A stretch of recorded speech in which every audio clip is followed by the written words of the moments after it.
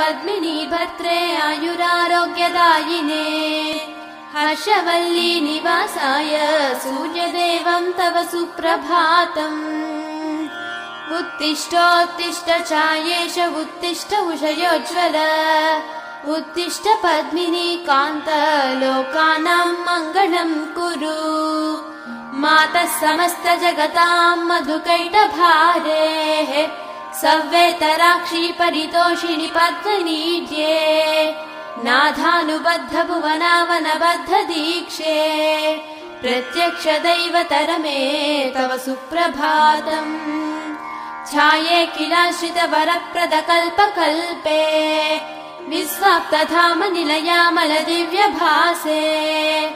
आयाहि शीघ्रमघनासिनि संश्रितानां